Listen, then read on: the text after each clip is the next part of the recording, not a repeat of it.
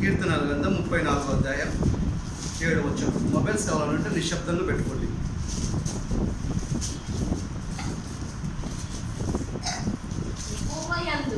యెహోవా యందు భయభక్తులు గల వారి చుట్టూ ఆయన దూత కావలి ఉండి వారిని రక్షించు. ప్రార్థన చేసుకుంటారు. పరలోకమందున్న పరిశుద్ధుడ మా తండ్రి, మీ కుమారుడు మా రక్షకుడైన క్రీస్తు పేరట మీకు కృతజ్ఞతలునైనా. మా జీవిత కాలం మీ యందు భయభక్తులు కలిగి మీకు కృతజ్ఞత కలిగి మేము జీవించడానికి చూపెట్టండి. మా బ్రతుకు మా జీవితాన్ని మార్చి మీ మాటల్ని మేము మనసు పెట్టి వినడానికి కేవలం వినువారమై చూపువారమే ఉండక మమ్మల్ని మేము మోసపుచ్చుకోకుండా వాక్య ప్రకారం ప్రవర్తించగలుగుతాం సహాయం చేయండి. మీ కుమారుడు మా రక్షకుడైన క్రీస్తు పేరట ప్రార్థిస్తున్నాం తండ్రి. ఆమేన్. యేసుక్రీస్తు నామమున తండ్రి అయిన దేవుడి కృతజ్ఞత స్తుతులు. యేసు నామమున శుభములు వందనాలు. భద్రత కోసం కొన్ని విషయాలు మనం ఆలోచిస్తాం. భద్రత గురించి కొన్ని విషయాలు మనం ఆలోచిస్తాం. భద్రత అనేది ఎప్పుడు మనకు కావాల్సి అంటే ప్రమాదంలో, ఏదైనా విపత్తు వచ్చినప్పుడు కదా, శత్రువుల నుండి, ప్రకృతి విపత్తు అవ్వచ్చు, లేకపోతే రోడ్డు ప్రమాదం కూడా అవ్వచ్చు కదా. ప్రమాదం నుంచి మనం కాపాడపడాలి. భద్రత ఈరోజు ఒకప్పుడు మన దేశ ప్రధాని ఇందిరాగాంధీకి భద్రత ఉన్నది. భద్రత ఉంది, గన్మెన్ ఏమైనా షూట్ చేసేసాడు అంటే భద్రత గురించి ఎవరినైతే అధికారులు పెట్టుకున్నారో ఆ మనుషులు కూడా నమ్మటానికి వెళ్ళలేని పరిస్థితుల్లో ఉన్నాం ఇప్పుడు మనం. ఒకప్పుడు మన దేశ ప్రధాని రాజీవ్ గాంధీ ఒక ప్రాంతానికి వెళ్ళినప్పుడు ఎల్టీడీ వాళ్ళు కూడా ఆయన అంత భద్రత ఉంది, ఖచ్చితమైన భద్రత ఉన్న తర్వాత కూడా బాంబుతో ఆయనని దారుణంగా చంపేస్తారు. అంటే ఇంత భద్రత ఉండి కూడా మన దేశ ప్రధానిని కాపాడుకోలేకపోయాము మన భారతదేశ భారతీయులు. ఎప్పుడు ఎక్కడ ఏమవుతుందో ఎవరికి తెలియదు. దేవుడేమో తన యందు చదవమని ఒకటిసారి కీర్తనల గ్రంథము 34:7. యెహోవా యందు భయభక్తులు గల వారి చుట్టూ ఆయన దూత కావలి ఉండి వారిని రక్షించును. నిజంగా దేవుడు మనల్ని అనుకోవాలంటే, మనం రక్షించాలనే ఆలోచన దేవుడి మనసులో కలగాలంటే మనకు ఉండాల్సిన క్వాలిఫికేషన్ లక్షణాలు ఏంటంటే దేవుడు అంటే భయం ఉండాలా, దేవుడు అంటే భక్తి ఉండాలా. ఎలాంటి పరిస్థితులు ప్రతికూలంగా ఉన్నా అనుకూలంగా ఉన్నా అన్ని పరిస్థితుల్లో దేవుడి యందు భయభక్తులు కలిగి మనం జీవించాలా. కష్టాలు నష్టాలు కూడా ఆయన మర్చిపోకూడదు. వాక్యానుసారంగా జీవించాలా. దేవుని ఆరాధించడం అంటే అర్థమైంది 2 గంటలు స్తుతించడం ఆరాధన కాదు. ప్రార్థనకు వచ్చిపోవడం ఆరాధన కాదు. ఇది గంటల సేపు 2 గంటలు 3 గంటలు 4 గంటలు అంతే చేస్తాం. అది కాదు దేవుని ఆరాధన మీనింగ్. అంతటితో మనం తృప్తి పట్టడానికి వీల్లేదు. ఆరాధన అంటే దేవుని ప్రేమించటం. అది 2 గంటలు చేసే పని కాదు, ఒక రోజు చేసే పని కాదు. జీవిత కాలం ఆయన మాట వినటమే ఆయనను ఆరాధించటం. ఆయన ప్రేమించడం అంటే ఆయన ఆజ్ఞలు గైకొనటమే. ఇది ఎప్పుడు జరుగుతుంది, ఎప్పుడు జరగాలి ప్రాసెస్ అంటే జీవిత కాలం జరగాల్సింది. ఇది ఓన్లీ సండే 2 అవర్స్ కాదు, ఫ్రైడే 2 అవర్స్ కాదు, ఎవ్రీడే. మన జీవిత కాలం, మన ప్రవర్తన, మన నడవడిక, మన మాట్లాడే తీరు, మన క్యారెక్టర్ వాక్య ప్రకారం ఉండాలా. నిజమైన మనం ఆరాధకులం దేవుడికి అప్పుడు అవుతాం. అలాంటి వారిని చూస్తుంది దేవుడు. అంటే మన అంతరంగంలో మార్పు కావాలా. దేవుడిని ఎక్కువగా ప్రేమించాలా. దేవుని ఆజ్ఞలను అతిక్రమించకూడదు. మనం వాక్యం ఉన్నది ఉన్నట్టు చేయాలి. మనం నోటికి వచ్చింది మాట్లాడద్దు, మనసుకు వచ్చింది చెయ్యొద్దు. అందుకే దేవుడు 66 పుస్తక జీవ గ్రంథాన్ని మన చేతికి అందించాడు. ఓ ఫారెస్ట్ ఏరియాకి పోతే గైడ్ ఉంటాడు అక్కడ. అతని ప్రకారం అతనితో పాటే మనం పోవాలి ఆ ప్రాంతాలు చూడటానికి. మనకిష్టం వచ్చినట్టు పోతే తిరిగి రామ్మల. ఒకవేళ మీరు ఇట్లా పోతే రెస్పాన్స్ మేము కాదంటారు వాళ్ళు. కారణం ఏంటి, ఎక్కడ ప్రమాదం ఉందో, ఎక్కడ క్రూర మృగాలు ఉన్నాయో అవన్నీ వాళ్ళకి తెలుసు కనుక మనం చూపెట్టాల్సిన చోట్లకి తీసుకొస్తారు సేఫ్గా. మన దేవుడు గైడ్ ఇచ్చాడు. తన మనసులో ఉన్న మాటలన్నీ బైబిల్ ఇచ్చాడు కనుక పాట పాడినా, ప్రవర్తించినా, వ్యక్తిగత జీవితమైన శుద్ధించాలన్నా అన్ని వాక్య ప్రకారంగా ఉండాలా. మనకు నచ్చింది మనం చేయకూడదు. ఆయనకు నచ్చిందే చేయాలి. మనం ఆయన కనపడాడు కదా. మనం ఎలా ఆయన కనపడితే మనుషులం చస్తాం. ఆయన కనపడాలి. ఎందుకు? మనం చంపాలి. ఎందుకు? అందుకే జీవ గ్రంథాన్ని 66 పుస్తకాలుగా పరిశుద్ధ గ్రంథాన్ని మన చేతికి అందించాడు. అందులో మాతృభాషలో, మన భాషలోనే అందింది మనకి. చాలామంది కష్టపడ్డాడు మనం ఆ భాషలోని మార్చడానికి. గొప్ప భాగ్యం కదా, జీవం గల దేవుడి మాటల్ని మనం చదవగలుగుతున్నాం, ఆయనను ఆరాధించగలుగుతున్నాం. భద్రత కలగాలంటే కదా, ఎలాంటి భద్రత? దేవుని భద్రత ఖచ్చితమైనది, నమ్మకమైనది, అనుమానించడానికి అవకాశమే లేదు, సందేహించాల్సిన అవసరమే లేదు. అంత ఖచ్చితమైన భద్రత దేవుంది. మనుషులది ఖచ్చితమైన భద్రత కాదు, నమ్మకమైన భద్రత కాదు, పకడ్బందీ అయిన భద్రత కాదు కదా. అంగరక్షకులు అంటారు కదా, రాజకీయ నాయకులకు గన్మెన్స్ ఉంటారు కదా, బాడీ గార్డ్స్ ఉంటారు, బౌన్సర్స్ ఉంటారు ధనవంతులకి కదా. అంతమంది ఉన్న అంగరక్షకులని ఖచ్చితంగా చెప్పలేము వాళ్ళు భద్రంగా ఉంటారని. కానీ దేవుని భద్రత ఎలాంటిది? మనుషుల భద్రత లాంటిది కాదు. ఖచ్చితమైన భద్రత, నమ్మదగిన భద్రత. ఆ భద్రత ఉండాలంటే ఆయన ఎంతో భయభక్తులు కలిగి మనం జీవించాలా. నమ్మి బ్యాప్టిజం తీసుకున్నా కదా, ఖచ్చితంగా దేవుని భద్రత నాకు ఉంటుంది. నేను సేవ చేస్తున్నా కదా, ఖచ్చితంగా భద్రత నాకు ఉంటుంది. సువార్త నిమిత్తం ధనాన్ని ఖర్చు పెడుతున్నా, పాస్టర్ని ప్రోత్సహిస్తున్నా కదా, ఖచ్చితంగా నాకు భద్రత ఉంటుంది అనుకుంటే మనది తప్పైతుంది. మన అంచనా తప్పది. ఎందుకంటే దేవుడు పై రూపాన్ని చూడడు, మన హృదయాన్ని చూస్తాడు, మన క్యారెక్టర్ని చూస్తాడు. ధనం లేకపోయినా, కట్టిక భేదవాళ్ళమైన పర్లే, మనం ఏ పలుకుబడి లేకపోయినా, ఎడ్యుకేషన్ లేకపోయినా, ఆస్తిపాస్తులు లేకపోయినా, గుర్తింపు లేకపోయినా, సరైన తిండి లేకపోయినా, దుస్తులు లేకపోయినా, దేవుడు భక్తి ఉంటే ఖచ్చితంగా మన విషయంలో రెస్పాన్స్ తీసుకుంటాడైనా. ఎందుకంటే ఆయన నమ్మదగిన వాడు, మనం నమ్మదగిన వాళ్ళం కాము. ఆయన మనకు కనపడతలేడు, మనం మాత్రం ఖచ్చితంగా కనపడుతున్నాం ఆయనకి. కనపడని దేవుడు ఎందుకు భయభక్తులు కలిగి మనం జీవించాలా. కనపడిన దేవుడు తన మనసులో ఉన్న మాటలన్నీ గ్రంథరూపంగా మన చేతికి అందించాడు. 66 పుస్తకాలుగా పఠించాలా. వాక్యాన్ని చదివితే, వాక్యాన్ని దాటిస్తే దేవుని మనసు క్లియర్గా అర్థమవుతుంది మనకి. దేవుని మనసు అర్థమైతే పాపం చేయమండి మనం. దేవుని మనసు అర్థమైతే కోపాలు, తాపాలు మన మనసులో ఉండే ఎవరి మీద పగబట్టం, ఎవరితో మాట్లాడటం మానం. ఉదయం కోపం వస్తే సాయంత్రం వాళ్ళకి సమాధానం పడాలా? పడతాం. మనం నిజంగా గుండె చేతులు వేసుకొని ఆలోచిస్తాం? లేదండి. పొరుగు వాళ్ళతో లేదు, మన కుటుంబ సభ్యులతో సమాధానం లేదు. కొంతమంది చూస్తానండి క్రైస్తవులు, కొన్ని రోజులు వాళ్ళకు మాటలు లేవు. మన చర్చ్కి వస్తారు, ఆరాధన చేస్తారు, బల్ల తీసుకుంటారు, అన్నీ తీసుకుంటారు. రొటీన్ అయిపోయింది దానికి. అంటే వీళ్ళకి భద్రత ఉంటుందంటవా? అలాగైనా మనకన్నా ఉంటే ఉండదు. నో భద్రత. కేవలం మన తృప్తి కోసం వస్తున్నాం, పోతున్నాం. మన ఆనందం కోసం వస్తున్నాం, పోతున్నాం. దేవుని ఆనందపరచాలా. యేసు ప్రభు గురించి అన్నాడు, పరిపూర్ణమైన దేవుని కుమారుడైన యేసుక్రీస్తు కదా, దైవత్వం కలిగిన ఆయన వచ్చి ఈ భూమి మీద మానవ శరీరంతో, మానవుల మధ్య మానవత్వం లేని ప్రజల మధ్య దైవత్వం కలిగిన బ్రతికాడు. అప్పుడు యేసు ప్రభు ఏమో తండ్రి అని దేవుడు ఏమన్నాడు తెలుసా? ఈయన నా ప్రియ కుమారుడు, ఈయనందు నేను ఆనందిస్తున్నా. అంటే ఆయన ఆనందింపడానికి వీలవుతుందా? మనకి వీలవుతుంది. స్పెషల్ దేహం కాదు యేసు ప్రభుది, మనలాంటి దేహమే. మనలాగా ఆకలేసింది, మనలాగా బాధ వేసింది, మనలాగా అలసిపోయి నిద్రపోయాడు, దాహం వేసింది, అన్ని మనలాగా ఉన్న మనలాగా బతకలేడు. ఏంటి రీజన్? ఆయనకి మనకి అదే దేహం, సేమ్ దేహం. కారణం ఏంటంటే ఆయన కాన్సెప్ట్ అంతా దేవుడి మీద, తండ్రి మీద ఉన్నది. ఎందుకు పంపాడో దాని మీదనే ఉన్నది. ప్రకృతిలోకి మనం పంపించింది ఎందుకో, తల్లి గర్భం ద్వారా ప్రకృతిలో ప్రవేశం జరిగింది ఎందుకో, ఇప్పట్లో సజీవంగా ఎందుకున్నామో బైబిల్ అనేక విషయాలు రాయించాడు దేవుడు. ఎందుకో తెలుసా? ఆయన ఇష్టాన్ని చేయటానికి, ఆయన ఇష్టాన్ని మనం చేయటానికి. చూడమా, త్వర చూసుకుంటాం. కీర్తన గ్రంథం 33:13.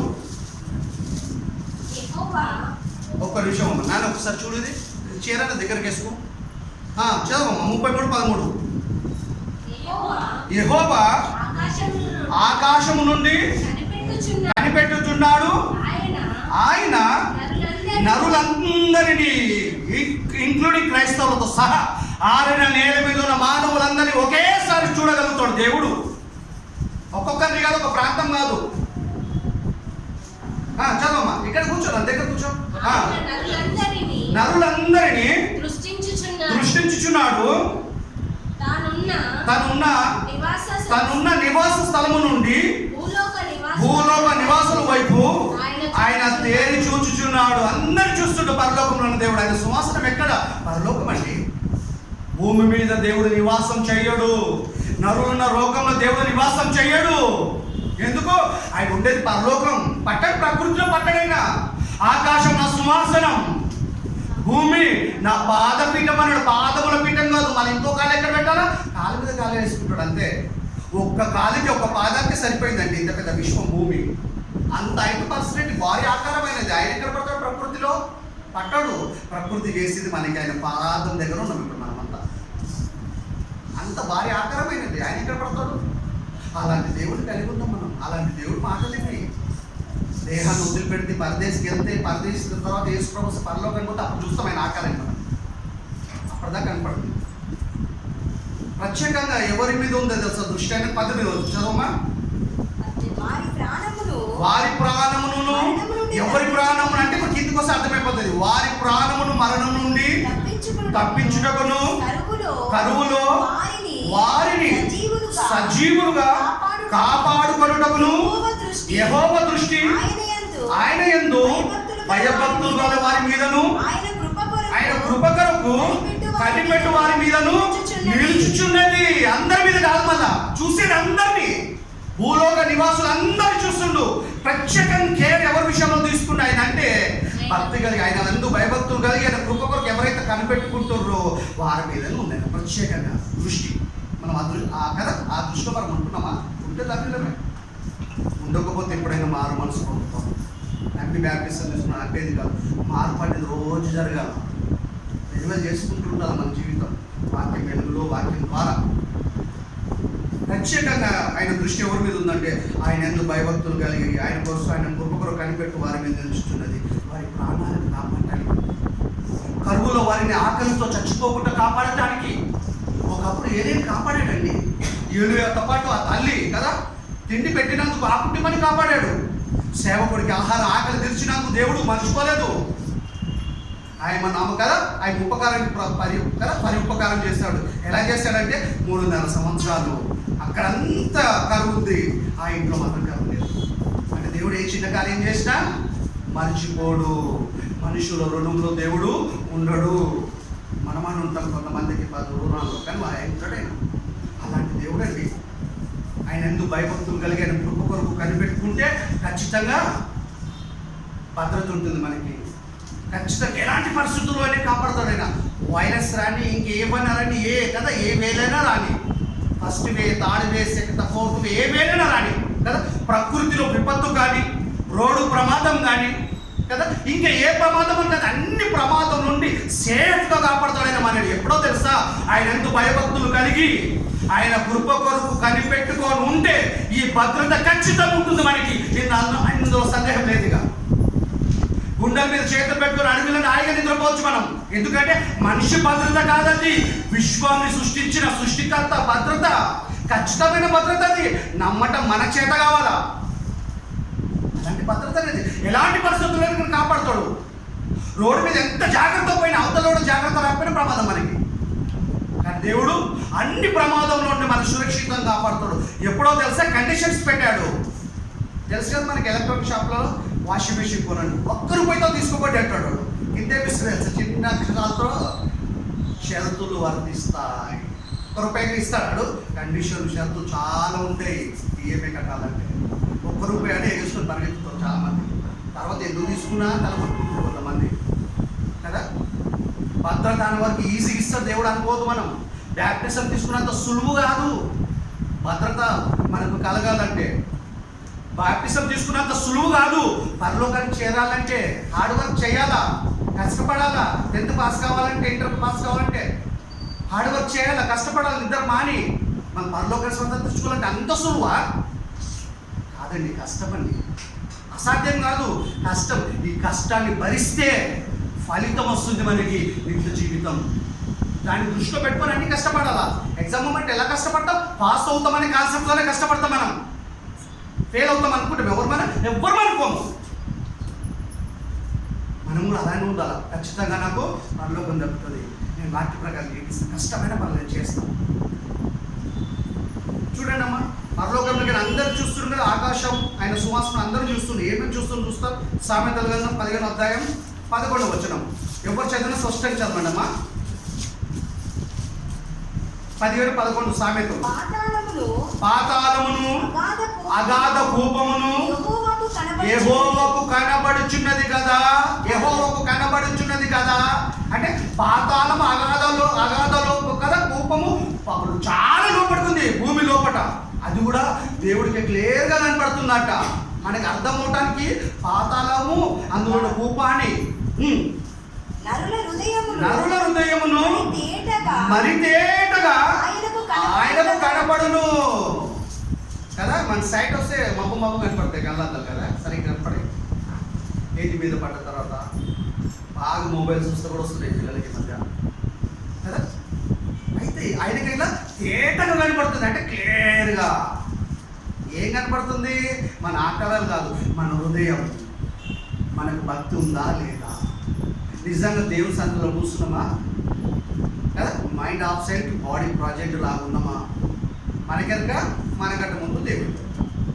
పక్కడికి తెలియదు, పక్కడికి ఎట్లా చేస్తే తెలియదు, ఇంపాసిబుల్. అది ఎంత టెక్నాలజీ పెరిగినా మనిషి మనసు మాట ఎవరికి తెలియదు, మనసులో ఉన్న మాట దేవుడికి తెలుస్తుంది, మనకే తెలుస్తుంది.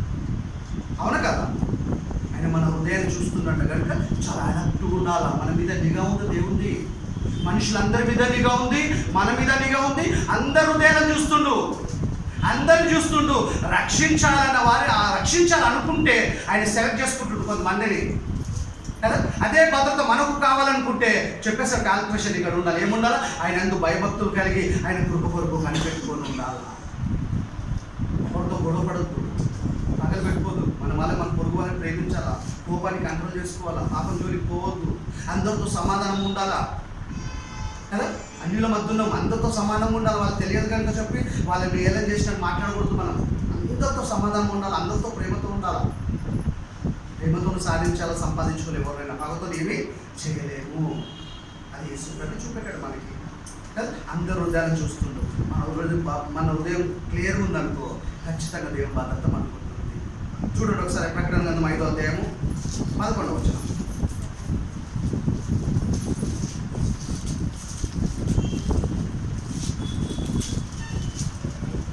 5:11. మరియు దర్శనం చూస్తున్నప్పుడు ప్రకటన గ్రంథం రాసే ముందు కదా, దేవుడు దర్శనం చూపెట్టినప్పుడు యేసుక్రీస్తుని చూస్తూ ఆయన రాస్తుండే యోహానుగా. మరియు నేను చూడగా సింహాసనమును జీవులను పెద్దలను ఆవరించి ఉన్న అనేక దూతల స్వరము వెంటనే వినబడెను. వారి లెక్క కోట్ల కొలదిగా ఉండెను. వాళ్ళ స్వరం ఎలా ఉందంటే ఈయన ఎన్నది చాలా మంది దేవదూతలు ఉన్నారు. దేవుని స్తుతించడానికి మాత్రమే కాదు, తన పిల్లల్ని రక్షించడానికి శిక్షించడానికి కూడా దేవదూతలే. ఆయన ఇంప్రెస్ చేసినమా భక్తితో, ఖచ్చితంగా దేవదూతలు ఉంటారు రక్షించడానికి. ఆయనను విసిగించినమా అవకాశం ఇస్తాడు. ఆయన దయగలవాడు, కనికరం గలవాడు కనుక మళ్ళీ శపిస్తాడు, మళ్ళీ ఛాన్స్ ఇస్తాడు. ఆ ప్రేమని, ఆ దయని, ఆ కనికరాన్ని, ఆ దీర్ఘశాంతాన్ని అలసుగా తీసుకున్నాం అనుకో పాటి పెడతాడు. ఇక మనకి నో భద్రత, పట్టమని ఎగిరిపోతాం. అది రోడ్డు ప్రమాదం అవ్వచ్చు, జాండీస్ వచ్చి స్టమక్లో దిగి చచ్చిపోవచ్చు, కిడ్నీ ఫెయిల్ అవ్వచ్చు, ఇవ్వడవచ్చు.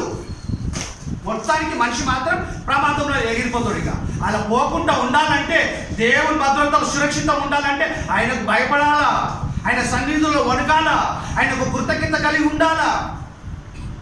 పాపముల చేత అపరాధముల చేత చచ్చిపోయిన మనని యేసు ప్రభు ద్వారా రక్షించాడైనా, మన పాపాలను క్షమించాడైనా, మన పాపాలకు క్షమార్పణ కలిగించాడు, దేవునితో బంధం ఏర్పాటు చేశాడు మనని. ఈ పాపాల నుండి రక్షించబడిన మనము మన జీవితకాలం విశ్వాసాన్ని కాపాడుకుంటే నరకం నుంచి రక్షించబడాలి. మనం భయభక్తులు కలిగి ఉంటే వీలవుతుంది. పాపాలతో రక్షించబడిన కదా, అయిపోయింది, సేఫ్ అయిపోయింది, కానీ నాకు నరకం మీద అనుకోదు. మనం నరకం ఉంది, వెయిట్ చేస్తుంది మన కోసం. దేవుడు పోవద్దు అనుకుంటుండే, అపవాది రావాలనుకుంటుంది. కనుక పుట్టుక కదా మధ్య చావు మధ్య జీవిత కాలాన్ని ఇచ్చాడు. ఈ కాలంలో దేవుని ఇష్టాన్ని మనం చేయగలిగితే, పాపాల నుండి రక్షించబడిన మనం విశ్వాసాన్ని కంటిన్యూ చేస్తే, కాపాడుకోగలిగితే మన భక్తిని చివరి దాకా కళ్ళు మూస్తే పరదేశంలో కళ్ళు తెలుసుకుంటాం. లేకపోతే భక్తి లేక కళ్ళు మూస్తే నరకంలో ధనవంతులాగా అరుచుకుంటూ పోయి. అది మనం చెప్పేది కథ కాదు, ఉపమానం కాదు, యాసిటీస్ జరిగింది. జరిగిన విషయాన్ని దేవుడు పెట్టాడు, మనకు తెలియాలండి. ప్రమాదం ఉంది తెలియాలా? ప్రభుత్వ అధికారులు రోడ్ రిపేర్లు అయ్యేటప్పుడు, ఎలక్ట్రికల్ పోల్లు రిపేర్ చేసేటప్పుడు రోడ్డు రిపేర్లు వద్దు మీరు తిరిగిపోండి అంటారు. ఈ కారణం చాలా ప్రమాదం, వేగం తగ్గించండి అని చెప్తారు. ఎందుకంటే ప్రజల మీద ప్రేమతో జాగ్రత్త కోసం చెప్తున్నారు. మా దేవుడు ఇన్ని జాగ్రత్తలు రాయించాడు. మనకి చాలా పెద్ద ప్రమాదం ఉంది. భక్తిగా లేకపోతే మాత్రం నరకం ఉంది మనకి. బ్యాప్టిజం తీసుకున్నాం అయిపోయింది కదా అనుకుంటే మూర్ఖులం. విశ్వాసం చివరి దాకా కాపాడుకోవాలి, అది ప్రాసెస్. మధ్యలో ప్రమాదం జరగవచ్చు, అపవాది పెడతాడు, అజ్ఞానంగా మనం తెచ్చుకుంటాం. ఇలాంటి ప్రమాదంలోకి కాపాడబడాలంటే దేవుని భద్రత కావాలా? దేవుని భద్రత కావాలంటే షరతులు వర్తిస్తాయి. ఏం వర్తిస్తాయి? ఆయన ఎందుకు భయభక్తులు కలిగి ఉండాలా, వాక్య ప్రకారంగా జీవించాలా. కొండలు పోయి మొయ్యమని చెప్తలేడు, ఉపవాసాలు ఉండి ఆరోగ్యాన్ని పాడు చేసుకోమని చెప్పట్లేదు, ఇక్కడ అడవిలో అరణ్యంలో పోయి ప్రార్థన చేయమని చెప్తలేడు. మన పిల్లలతోని, భార్య పిల్లలు, కుటుంబ తల్లిదండ్రులు, పిల్లలు అందరూ కలిసి మీ జీవితాలు మీరు జీవిస్తూ దేవుడికి ఇష్టంగా బ్రతకండి, దేవుడు పని చేయండి, ప్రత్యక్షంగా పరోక్షంగా వాక్యస్థానం బతకండి. ఇవన్నీ చేయగలిగిన పనే. మనసు ఉంటే చేయగలిగిన పని, మీ కష్టమైన కాదు ఇవి. మనసు లేకపోతే కష్టం. మనసు ఉందనుకో చర్చ దూరమైన పోతాం, మనసు లేదనుకో, ఇంట్రెస్ట్ లేదనుకో ఇంటి పక్క కూడా పోం. వాస్తవం ఇది కదా. భద్రత దేవతల వ్యవస్థను పెట్టాడు దేవుడు తన పిల్లల్ని కాపాడడానికి. వారి లెక్క కోట్ల కొలదిగా ఉండేను, కంటికి కనబడరు దేవదూతలు. మన దేవుని భద్రత ఎట్లాంటిది? అధికారుల భద్రత లాంటిది కాదు, మనుషుల భద్రత లాంటిది కాదు. ఖచ్చితమైన భద్రత దేవుంది. ఎలాంటి మూమెంట్లో కూడా సురక్షితంగా ఉంటాం మనము. అడవిలో మృగాలు నిన్ను ఉంటాయి, సర్పాల దగ్గర రావు. ఎలాంటి సిచ్యువేషన్ ఉన్నా, లోతు కాలంలో భయంకరమైన పరిస్థితులు ఉన్నారు పాపంలో వాళ్ళు. ఆ చుట్టుపక్కల ఊర్లని సొంత కుమారు లేపాలనుకున్నాడు దేవుడు. నా కుమారుడు పోతే పోని అనుకున్నాడా? పిల్లల్ని సేవ్ చేసాడు, కాపాడాడు. అమ్మ వద్దంటే ఇని లోతు భార్య వెనక చూస్తుంది. అంటే ఇన్ఫర్మేషన్ ఇచ్చాడు, ముందుగా సమాచారం అందించాడు, ఇంటిమేషన్ ఇచ్చాడు. ఇంటిమేషన్ ఇచ్చిన తర్వాత వాళ్ళు సేవ్ చేసిన తర్వాత తగలబెట్టేశాడు. ఇప్పటికీ గట్టి పోవద్దంట అక్కడ. మస్కట్ ముస్లిం కంట్రీస్ దగ్గరలో ఉంటున్నారు. అంటే దేవుడు అంత కఠినమైన వాడు, అంత ఖచ్చితమైన వాడు దేవుడు. ప్రేమమాయుడే కాదు, గులాబీ పువ్వునే చూస్తున్నాం. ఎందుకు మనం కింద ముందుంటే తెలుసా మనకి? జాగ్రత్త లేకపోతే అబ్బా అవ్వ మన అయ్యను ఆదాన్ని గుర్తొస్తాడు మనకి. అబ్బా అంట ఫస్ట్ అబ్బ చేసిన పనే కదా ఇది. అమ్మ మాట ఇని పండు తిని. ఇప్పుడు ఒకటే అధ్యాయం, అన్ని వచనాలు ఎండింగ్. చాలా జాగ్రత్త చదవండి వచనాలు, ఎవ్వి మిస్ కావద్దు. ఇప్పుడు మనం ఇక్కడ ఉంది, ఇప్పుడు కష్టపడదు. నేను ట్రైనింగ్ చేసినప్పుడు నాకు ఎక్కువ కష్టమైన టాపిక్ ఇదే. 10 సార్లు అడిగేటోడు అర్థం కాకపోతే.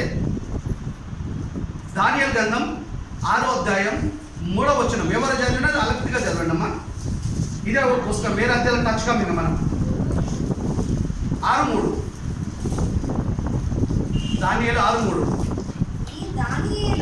ఈ దానియేలు అతి శ్రేష్టమైన బుద్ధి. భక్తుడికి, భయభక్తులు గల వారికి ఉండే లక్షణం ఏంటో తెలుసా? ఫస్ట్ అతి శ్రేష్టమైన బుద్ధి. అతి శ్రేష్టమైన బంగారం అంటే కత్తి లేని బంగారం. అతి శ్రేష్టమైన పాలు అంటే దాని అర్థం ప్యూర్ పాలు, కత్తి లేవు, నీరు కలపలే అలా కదా. ప్యూర్ కాటన్, మంచి క్లాత్, మంచి బట్ట, ప్యూర్. ఇక్కడ ఏంటి ప్యూర్, ఇక్కడ ఏంటి మంచి శ్రేష్టమైంది? ఈ దానియేలు అతి శ్రేష్టమైన బుద్ధి గలవాడు. బుద్ధి ఎలా ఉండాలా? శ్రేష్టం ఉండాలి. జ్ఞానం వేరు, బుద్ధి వేరు. జ్ఞానం ఉంటే అన్ని తెలుసుకుంటాం, బుద్ధి ఉంటే ప్రమాదంలోకి కూడా తప్పించబడతాం. బుద్ధి ఉంటే. జ్ఞానం ఏం చేస్తుంది? కోపం అంటేది. బుద్ధి ఏం చేస్తుంది? అమ్మ జాగ్రత్త అంటది. బుద్ధి లేకే కదా. తప్పిపోయిన కుమారుడు బుద్ధి లేకనే పోయాడు, జ్ఞానం లేక. జ్ఞానం ఉంది, పైసలు కావాలా, పోయి ఎంజాయ్ చేయాలనుకున్నాడు. బుద్ధి వచ్చింది, తను జరిగి తిరిగాడు మళ్ళీ. అంటే జ్ఞానం, బుద్ధి రెండు ఇంపార్టెంట్ మనకు. రెండిట్లో యాక్టివేట్ కావాలి మనం. ఎందులో కావాలి? జ్ఞానంలో కావాలా, బుద్ధిలో కావాలి. ఏది లేకపోయినా నష్టమే మనకి. ఈ దానియేలు అతి శ్రేష్టమైన బుద్ధి గలవాడు, ప్రధానులలోను అధిపతులలోను ప్రఖ్యాతి నొందినవాడు, ప్రత్యేకమైన వాడు, మంచి పేరు పొందినవాడు. ధనంలో కాదు, ఆస్తిలో కాదు, అధికారంలో కాదు, క్యారెక్టర్లో. ప్రఖ్యాతి నొందినవాడు, ప్రత్యేకమైన వాడు, ప్రత్యేకింపబడిన వాడు, ప్రత్యేకంగా కనబడుతున్నవాడు. అందరిలో ఒకడు కాదు, అందరిలో వేరు. ప్రజలలో బతకాడు యేసుక్రీస్తు, అందరిలా బ్రతకలే. పాపల మధ్యన ఉన్నాడు, పాపం చేయలే. అదే ప్రత్యేకత అయినది. కనుక రాజ్యం అంతటి మీద అతని నియమించవలెనని రాజు ఉద్దేశించాడు. రాజుకు వచ్చిన ఆలోచన. మనం చదువంతా అయిపోయిన తర్వాత జాబ్ వస్తుంది చూస్తాం కదా, ఇంటర్వ్యూల కోసం పోదామని, ఎక్కడ పోవాలి, దేనికి పోవాలని ఎంక్వైరీ చేస్తాం. బాగా సర్వే చేస్తాం, తెలుసుకుంటాం. ఇక్కడ ఈ దానియేలు క్యారెక్టర్ చూసి ఒక అధికారంలో ఉన్న రాజే ఇతనికి ఒక పదవి ఇవ్వాలనుకున్నాడంట. చూడండి, అంటే ఒక రాజును ఈయన భక్తి, ఈయన ప్రవర్తన, ఈయన క్యారెక్టర్ ఇంప్రెస్ చేయగలిగింది. మొట్టమొదటిగా దేవుడు ఇంప్రెస్ చేస్తాడు భక్తి ద్వారా. ఇంత శ్రేష్టమైన భక్తి ఎలా ఉండగలిగింది ఈయనకంటే, దేవుడి యొక్క భయభక్తులు కలిగిన మనసు దేవుడి మీద ఉంది కనుక ఇలాంటి క్యారెక్టర్ ఉండటానికి వీలైంది ఆయనకి. దేవుడి మాటలు మన ప్రవర్తన మార్చుతుంది. దేవుడి మాటలు మన జీవితాన్ని మార్చేస్తే, ఒక ఐడియా మన జీవితాన్ని మార్చడం తప్పది. దేవుడి మాట మన జీవితాన్ని మార్చేస్తుంది. తప్పు చేస్తున్న స్త్రీని ఇశ్రాయేలు ప్రజలు ఏమన్నారు తెలుసా? రాళ్ళు పెట్టి కొట్టాలయ్యా, ధర్మశాస్త్రం ప్రకారంగా ఈ స్త్రీని తప్పు చేస్తాంగా దొరికింది, పాపం చేస్తుంది, నువ్వు ఏమంటావు అన్నాడు. మీలో పాపం చేయని వాడు మొట్టమొదటి రాయేయండి అని చెప్పాడు. అందరు వెళ్ళిపోయారు. ఆ తల్లి ఏమి మాత్రం ఉంది. యేసుప్రభు ఏమన్నాడు తెలుసా? అమ్మా, ఎవరిని శిక్షించలేదా? అలాంటి స్త్రీని ఎవరైనా అమ్మ అని పిలుస్తారమ్మా? అంత గొప్ప సంస్కారం యేసుప్రభుది. ఏ లంచబండ దగ్గర తీసుకెళ్ళి సంఘ పెద్దల్ని పిలిచినా అమ్మ అని పిలుస్తారా? ఏ పోలీస్ అధికారుల దగ్గర తీసుకుపోయిన పాపం చేస్తూ పట్టుబడ్డ స్త్రీని అమ్మ అని సంబోధిస్తారా ఎవరైనా ప్రపంచంలో? ఆరిన నేల మీద నాడు కానీ నేడు కానీ యేసు ప్రభు మనసు అంత ఉన్నతమైనది, అంత మంచి క్యారెక్టర్ అయినది, అంత సంస్కారవంతుడైన. అప్పుడు అన్నాడు, నిజంగా శిక్షించాలని, యేసు ప్రభు శిక్షించాలని, పాపం చేయని వాడు ఆయనే. అప్పుడు ఏమన్నాడు తెలుసా? అమ్మ, తిరిగి తప్పు చెయ్యకు. నిజమైన కౌన్సిలింగ్ చేశాడు అక్కడ. ఒకే మాట ఆమె జీవితం మార్చేసింది. మరణించకుండా కాపాడింది ఏమని? యేసు మాటకున్న శక్తిని. అలాంటి మాటలు కదా చదువుతున్నాం మనము. మాట కదా, మాటలు చదువుతున్నాం. మన బ్రతికి ఎందుకు మారట్లేదు? మన మనసు ఎందుకు మారతలేడు? 100% నిజంగా మార్పు లేదు మనలో. 100% మార్పు ఉందా మనకి? లేదు. 100% చెప్పొచ్చు. మనం అతిశయించకూడదు. మనము అబద్ధాన్ని కప్పుకోవద్దు. నిజం చెప్పాలంటే 100% దేవుడి దగ్గరలో లేము. మన మనసును అంతా చెప్పేస్తుంది. రోగం ఉందంటే స్కాన్ చేయాలి, తెలుస్తున్నప్పుడు ఉందా లేదా, బోర్డు సిరిగిందా లేదా అనేది. యాక్సిడెంట్ అయితే నిజంగా మన మనసు ఏంటి అనేది బైబిల్ తెలిస్తే స్కాన్ చేసేస్తుంది మన హృదయాన్ని. నువ్వు ఇలా ఉన్నావు బిడ్డ, ఏదంటే వాడిని బోధిస్తున్నావు, నువ్వెందుకు బోధించుకో? ఇంత వాక్యం అంటున్నా పని చేస్తుందా? వాక్యానికి శక్తి లేదా? వాక్యానికి నేడు ఉంది, నాడు ఉంది. ఏకరీతిగా ఉన్నాడంటే దేవుడు అప్పుడు శిక్షించేవాడు, ప్రేమించేవాడు, ఇప్పుడు శిక్షించేవాడు, ప్రేమించేవాడే. మనమే ఏకరీతిగా లేవు. ఈ దానియేలు అతి శ్రేష్టమైన బుద్ధి గలవాడు, ప్రధానుల్లోను. చదవమ్మ మళ్ళా వచ్చరం, అదే వచ్చరం. అతి శ్రేష్టమైన బుద్ధి గలవాడై ప్రధానులోను అధిపతులలోను ప్రఖ్యాతి నొంది ఉండేను. మంచి పేరుంది నాకు. నిజంగా ఇలాంటి దానియేలు చూసినప్పుడు ఆరిన నేల మీద మనుషులలో దేవుడు ఎంత ఆనందభరితుడవుతాడండి. పిల్లలు మంచి పేరు తీసుకొచ్చినప్పుడు సమాజంలో ప్రజలతో తల్లిదండ్రులకు ఎంత ఆనందం అండి. అవునా కదా? చాలా ఆనందం. ఆత్మలను కన్న తండ్రి కదండి, ఆయనకి ఎంత ఆనందం ఉంటుంది. మనకంటే కదా, మన తల్లిదండ్రుల కంటే ఎక్కువగా ప్రేమించేవాడండి దేవుడు. మనకి దేవుడు ప్రేమిస్తాడు. లెక్కైన కష్టమైన ప్రకృతులు అన్నీ అనుభవిస్తున్నాం. మనం అనుభవిస్తున్నాం. చలికాలం బాగా నిద్ర వస్తుంది కదా, ఏం చేస్తాం? రంగు కప్పుకొని లోపల మనకు గదిలు కిటికీలన్నీ వస్తుంది. స్నేహితులు వచ్చి ఓరు కొడుతుంది, లేకపోతే ప్రాణవాయువు రావాలన్నా అని అడుగుతుంది. అది ఎన్ని మూసినా వచ్చేస్తుంది. వచ్చి నీ రగ్గులకని నీ ముక్కులోకి వచ్చి ఊపిరితిత్తులకు నీ గాలి వచ్చేస్తుంది. ఒకవేళ అది ఇలా అందించే పద్ధతి దేవుడు పెట్టకపోతే, ప్రాణవాయుని అనుమతి ఇవ్వకపోతే మళ్ళీ లేవు ఇక మనం. ఈ సాయం కదా దేవుందే. ప్రతి క్షణం దేవుని సాయం ప్రతి మనిషి పొందుతుందండి. దేవుని సహాయం పొందని మనిషి లేడు, జీవి లేడు ప్రపంచంలో. అయితే చదవం. రాజ్యమంతటి మీద అతన్ని నియమింపవలని రాజు ఉద్దేశించను. నిర్ణయం తీసుకుంటే ఒక నిర్ణయం. ఈ దానియేలుకి ఒక పదవి ఇవ్వాలా. ఇలాంటి వాడు నేను రాజుగా ఉన్నప్పుడు నా పరిపాలనలో ఉంటే ఊరు బాగుంటుంది, ప్రజలు బాగుంటారు, నాకు టెన్షన్ తగ్గుతుంది, నాకు రిలీఫ్గా ఉంటుంది, నాకు కూడా మంచి పేరు వస్తుంది. చూడండి, భక్తిపరుడైన మంచి భక్తిపరుడిని చుట్టుపక్కల వాళ్ళు కూడా గుర్తిస్తారు. మన మనుషులమో చెడ్డలమో దేవుడు తెలుసు, చుట్టుపక్కల కూడా తెలుసు. అందుకేటుడు కదా ఏమని, మనుషులందరూ పరలోకమందున దేవుడిని స్తుతించాలంటే ఏం చేయాలి? మీరు ఆయన మహిమపరచాలంటే వారి ఎదుట మీరు కదా మీ సూచక్రియలు కదా, మీ నీతి సూచక్రియలు ఏం చేయాలా?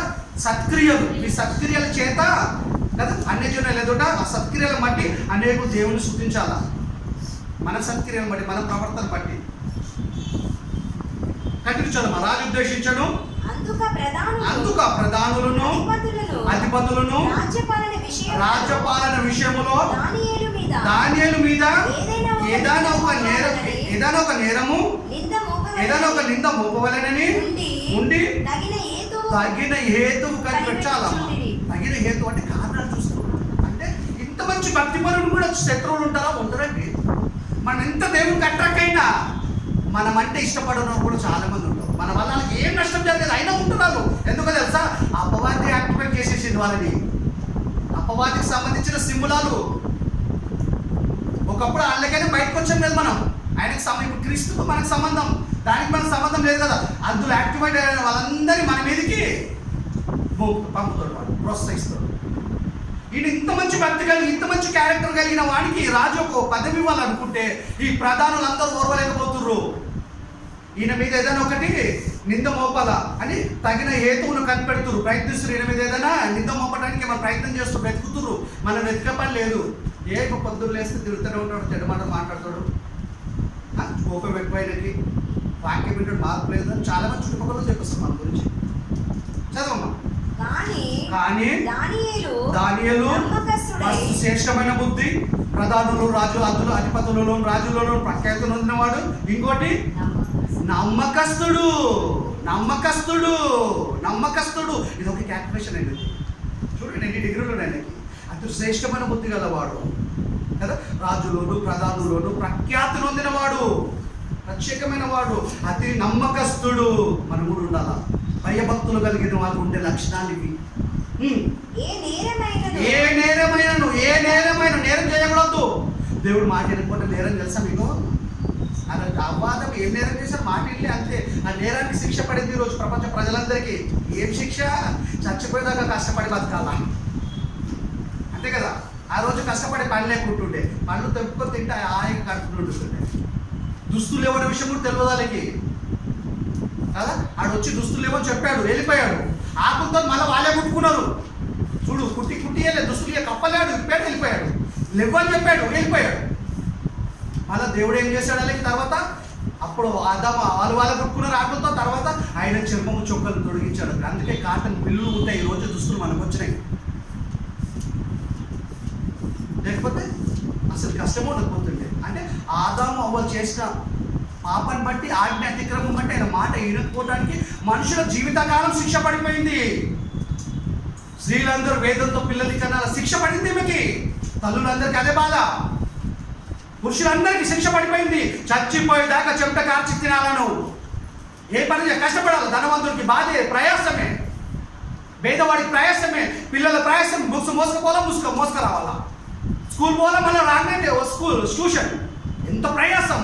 ఈ ప్రయాసం, ఈ శిక్ష మాత్రం కంటిన్యూ అవుతుంది. మనకి ఈ శిక్ష నుండి తప్పించబడం. మళ్ళీ యేసుని నమ్మి బ్యాప్టిజం తీసుకునేది ఎందుకంటే చచ్చిపోయిన తర్వాత నరకం ఉంది ఆత్మకి. ఆ శిక్ష నుండి తప్పించబడాలంటే యేసుని అంగీకరించి నమ్మి బ్యాప్టిజం తీసుకోవాలి. అది రక్షణ. అప్పుడు మనకి ఆత్మ సేఫ్ ఉంటాం. చదవమ్మా. దాని నమ్మకస్తుడును, ఏ నేరమైనను ఏ తప్పైనను చెయ్యవాడు కాదు. మంచి క్యారెక్టర్, మంచి ప్రవర్తన కలిగిన వాడు. మనలాంటి మనిషి మన ఎక్స్ట్రా ఏం లేవు బాడీలో. మనలాంటి వాడే. 2 కొమ్మలు ఏం లేవు దానియాలకి. మనలాంటి వాడే. మనలా బతకలే. దేవుడు చెప్పినట్టు బతికాడు. మనకు సాధ్యం అవుతుంది. ఆయనకు మనసు ఉంది, ఇంట్రెస్ట్ ఉంది, అయింది. మనకు లేదు. అంతే తేడా, వేరేది ఏం లేదా. ఏ తప్పైన ఏ నేరమని చేసిన వాడు కాదు. కనుక దానియేలులో తప్పైనను లోపమైనను కనుగొనలేకపోయి. ఎంత అబ్జర్వ్ చేసినా ఆయనలో ఒక్క తప్పు కూడా పాయింట్అవుట్ చేసినా ఒక్కరు దొరకలేదంట. ఇవన్నీ ఎందుకు పెట్టాడో తెలుసా? దేవుడు పని లేక కాదు, మనకు పాఠం, మనకు లెసన్. పరలోకానికి తీసుకెళ్లే పాఠాలు మనకి. మన జీవితాన్ని మార్చే దేవుడి పాఠాలు ఇవి. సర్వోన్నతుని విద్య ఇది. ఈ విద్య నేర్చుకోవాలి మనం. ఈ విద్య నేర్చుకుంటే ప్రమాదాలను కనిపెట్టగలుగుతాం మనం. ముందుగానే దేవుడి దగ్గర అవ్వగలుగుతాం మనం. ఏ తప్పని లోపమని కనుగొనలేకపోయి ఎంత ప్రయత్నం చేసి దొరకలే. అందుకు ఆ మనుషులు ప్రధానులు, రాజులు, అందరు అధిపతులు అందరు మన జమైరు అంతా గ్యాదర్ అయిపోయారు ఒక మనిషి మీద నేరం మోపడానికి. ఎందుకో తెలుసా? ఈ మంచి మనిషికి దేవుడు అధికారం ఇవ్వాలనుకుంటూ మేము లేమా, మాకు ఇవ్వడా, మేము చాలా సీనియర్లు, మాకెందుకు ఇవ్వడు దేవుడు అది పట్టించారు. రాజు ఎందుకు ఇయ్యడికి అధికారాన్ని మాకు అని చెప్పి దేవుడు సేవకుడి మీద కదా చెడ్డ అభిప్రాయం, నెగిటివ్ అభిప్రాయం వచ్చేసింది. ఇన్ని ప్రయత్నం చేసిన వర్కౌట్ కాలే. ఎందుకు వర్కౌట్ కాదు? మన పక్షాన దేవుడు నాకు ఎందుకు వర్కౌట్ అవుతాయి? దేవుడు మన పక్షాన ఉండాలంటే ధనం కాదు మనకు కావాల్సి ఉండాల్సింది, పలుకుబడి కాదు, భక్తి. ఈజీ కదా ఇది, డబ్బు పెట్టి దొరికేదా భక్తిది? ఫ్రీ. ఎక్కడో తపస్సు చేయాల్సింది లేదు. హిమాలయ పర్వతానికి పోయి సన్నాసులాగా మనం మన చేతికి ఇచ్చాడు కదండి జీవగ్రంథాన్ని. పట్టించాలా, పిల్లలకు నేర్పాలా, మనం చేరవాలా కదా, అభ్యసింపజేయాలా, నేర్చుకోవాలి మనం, అభ్యాసం చేయాలా, పిల్లలకు అభ్యసింప చేయాలా, మందిరంలో చదవాలా, ఇంట్లో చదవాలా, టైం దొరికినప్పుడంతా చదవాలా. మనం బ్రతుకు మార్చేస్తుంది ఇది. అలాంటి కార్యక్రమంలో తెలుపుతాం. వాళ్ళు ఎంత చదువుకుంటున్నారు? నమ్మకస్తుడంట. ఏ తప్పైనను ఏ నేరమైనా ఆయనను కనుక్కోలేకపోయినట్టు అందరూ అబ్జర్వ్ చేసి దొరకలేదంట. ఇన్స్పెక్షన్కి వస్తారు ఒక్కొక్కసారి ఇన్కమ్ ట్యాక్స్ వాళ్ళు, ఏం దొరకదు, అవాకైపోతారు. వీళ్ళు ఏ నేరం దొరకలేదు, మనిషి అయిపోయారు చంతాలు. ఇంత మంచోడా? అవమాన భక్తిపరుడు ఉండే లక్షణాలు అవి. అతని దేవుని పద్ధతి విషయంలో విషయమంతే కానీ మరి ఏ విషయంలో అంటే దేవుని విషయంలో ఆత్మీయం కానీ వ్యక్తిగతం కానీ రెండు విధాలుగా బాగున్నాడు ఆయన. రెండు విధాలుగా మందిరంలో భక్తుకుంది, బయట పోయిన తర్వాత నార్మల్ కాదైనా.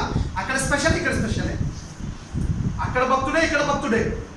కనుక మనం ఏ పని చేసినా అది ప్రైవేట్ కానీ కదా గవర్నమెంట్ కానీ నమ్మకంగా చేయాలి. ఎందుకంటే క్రైస్తవులు మనం.